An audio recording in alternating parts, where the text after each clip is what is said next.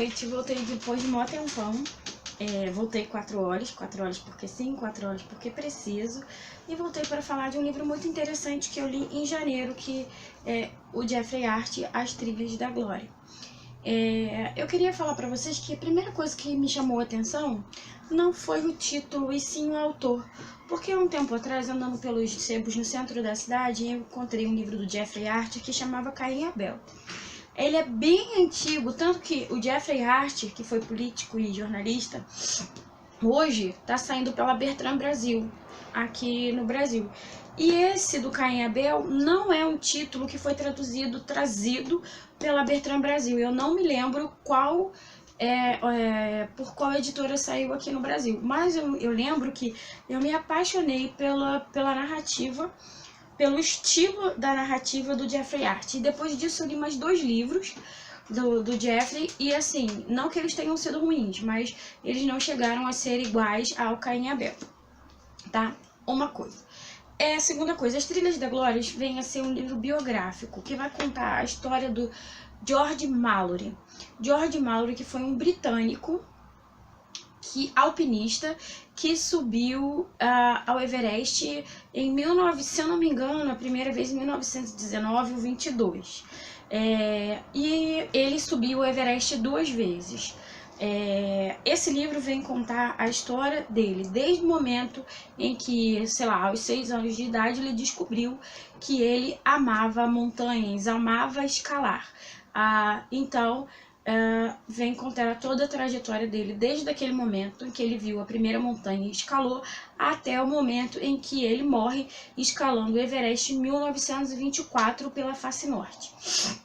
Muito interessante esse livro, que ele vai trazer pra gente toda a história do George Mallory, a sua profissão, porque também a gente não pode achar que o George só subia montanhas, não, ele precisou estudar, ele precisou se formar, ele foi professor para poder também custear o alpinismo, que era a paixão da vida dele.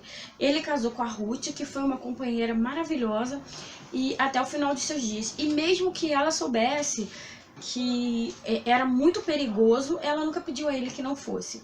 Na última empreitada que ele resolveu, porque da primeira vez que ele contou para ela que ele ia escalar o Everest, ela disse tudo bem, e ele disse que se não conseguisse daquela vez, acabou, que ele não ia mais. Só que daí ele teve vários convites, e por um apaixonado, realmente é difícil dizer não. Então, ele aceitou pela segunda vez escalar o Everest em 1924 e não voltou de lá. Interessante é que o corpo dele foi achado em 1999, na face norte, congelado, tá? Roberto, você está apontando o final do livro. Mais ou menos, porque nessa história o importante não é o final, porque o livro já começa falando para você que uma expedição no Everest tinha encontrado o corpo do George em 1999, que tinha ficado lá por 75 anos no Everest.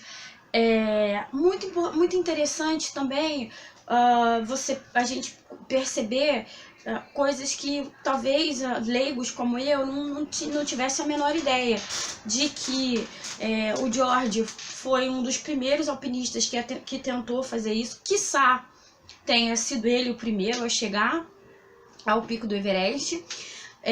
No entanto, ele não deixou nenhuma prova. Então,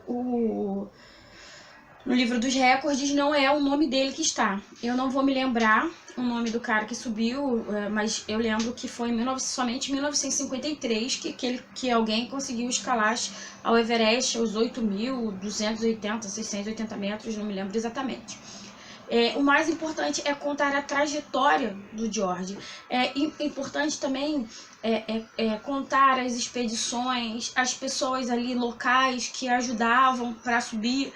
É importante saber que os balões de oxigênio não faziam parte das primeiras expedições que foram ao Everest. Mesmo com todo o ar rarefeito, eles achavam que não era necessário os balões de oxigênio. Outros cientistas, também muito importante, que comprovou que seria necessário os balões, balões de oxigênio.